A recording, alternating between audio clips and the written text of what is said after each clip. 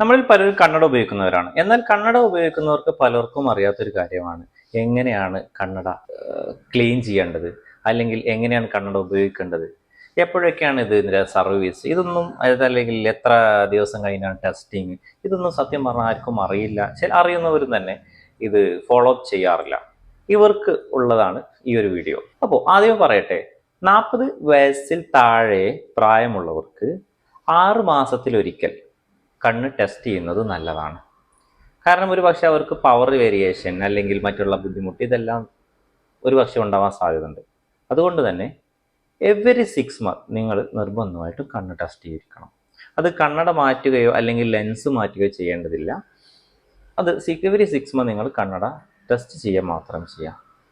അതുപോലെ 40 വയസ്സിന് മുകളിലുള്ളവരാണെങ്കിൽ നിർബന്ധമായിട്ടും 2 വർഷത്തിൽ കൂടുതൽ നിങ്ങൾ കണ്ണ് ചെക്ക് ചെയ്ത് കണ്ണട മാറ്റുക തന്നെ വേണം.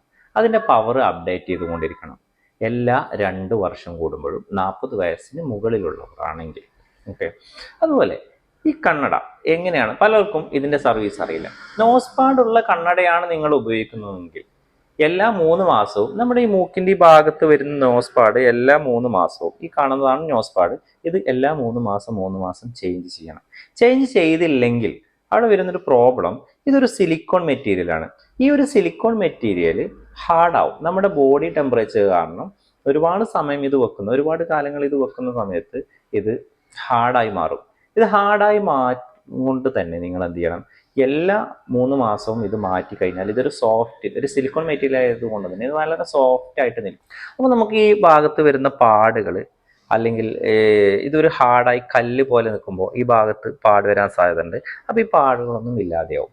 പിന്നെ ഇതിൻ്റെ അലൈൻമെൻറ്റ്, അത് വളരെ ശ്രദ്ധിക്കേണ്ട ഒരു കാര്യം തന്നെയാണ്, കണ്ണട അലൈൻമെൻറ്റ്. കാരണം നമ്മുടെ കണ്ണട ചില്ലിൻ്റെ എല്ലാ ഭാഗത്തും ഒരുപോലെയല്ല പവർ. ഇത് നമ്മൾ ആദ്യം മനസ്സിലാക്കണം. അതുകൊണ്ട് തന്നെ നമ്മൾ വെക്കുന്ന കണ്ണട കുറച്ച് കാലങ്ങളിൽ അത് കറക്റ്റ് ആയിരിക്കും, പിന്നീട് അത് ബെൻഡായിട്ടെല്ലാം വരാൻ സാധ്യതയുണ്ട്. ഈ ബെൻഡാകുമ്പോൾ അതിൻ്റെ പവറിൻ്റെ വേരിയേഷൻ മാറും.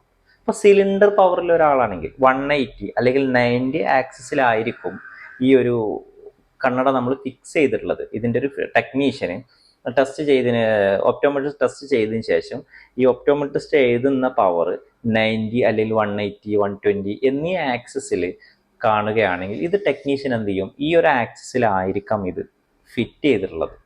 അപ്പോൾ നമ്മൾ ബെൻഡായ കണ്ണട വെക്കുമ്പോൾ ഇതിൻ്റെ ആക്സിസ് മാറും. ഇതുമൂലം നമ്മുടെ കണ്ണിന് ഭയങ്കര സ്ട്രെയിൻ വരും. ഒരു പക്ഷേ നമുക്കത് മനസ്സിലാവണമെന്നില്ല, പക്ഷെ കണ്ണിൻ്റെ അകത്ത് അത് സ്ട്രെയിൻ വരും.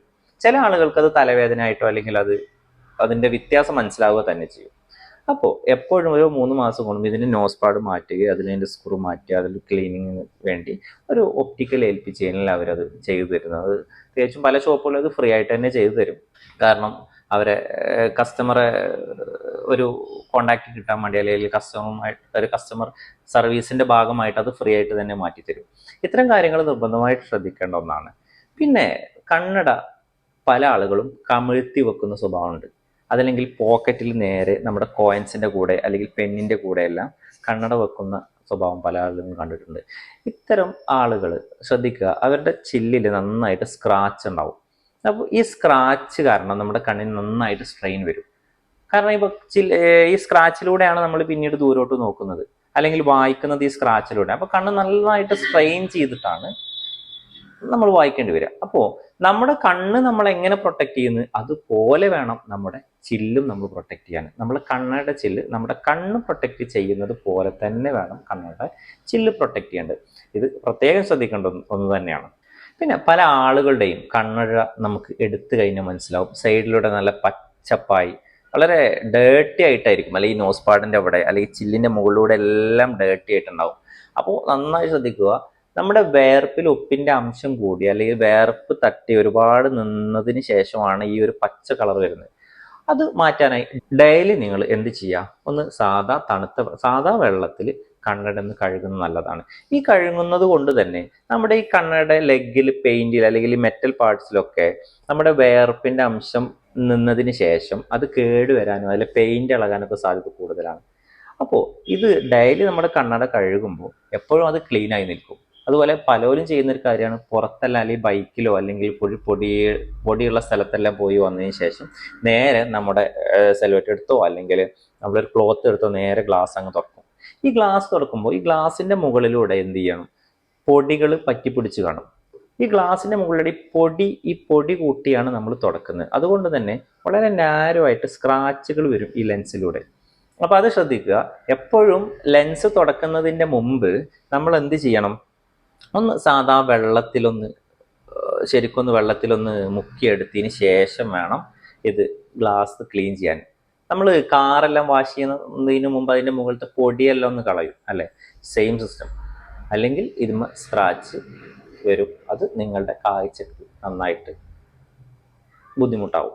അതുപോലെ ലെൻസ് ക്ലീൻ ചെയ്യാൻ, അതുപോലെ നമ്മുടെ കണ്ണടയുടെ ലെൻസ് അല്ലെങ്കിൽ കണ്ണട ക്ലീൻ ചെയ്യാൻ ക്ലീനിങ് സൊല്യൂഷൻ ഉപയോഗിക്കുന്ന ആളുകളുണ്ട്.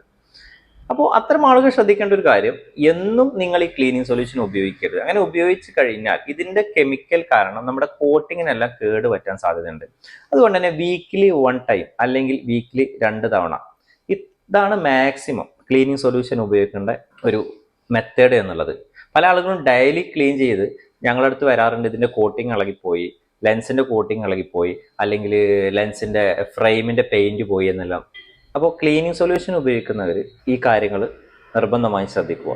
പിന്നെ പലരും ചെയ്യുന്ന ഒരു കാര്യമാണ്, നമ്മുടെ കണ്ണട നേരെ കാറിന്റെ ഡാഷ്ബോർഡിൽ വെക്കും. ഈ ഡാഷ്ബോർഡിൽ കണ്ണട വെച്ച് കഴിഞ്ഞാൽ നേരിട്ട് അൾട്രാവയലറ്റ് UV ഒരുപാട് സമയം, നല്ല ചൂടുള്ള വെയിൽ ഒരുപാട് സമയം ഇതിലോട്ട് വന്നു കഴിഞ്ഞാൽ തീർച്ചയായും അത് കംപ്ലൈന്റ് ആവും. ലെൻസോ അല്ലെങ്കിൽ ഫ്രെയിമോ എല്ലാം കംപ്ലൈന്റ് ആവും.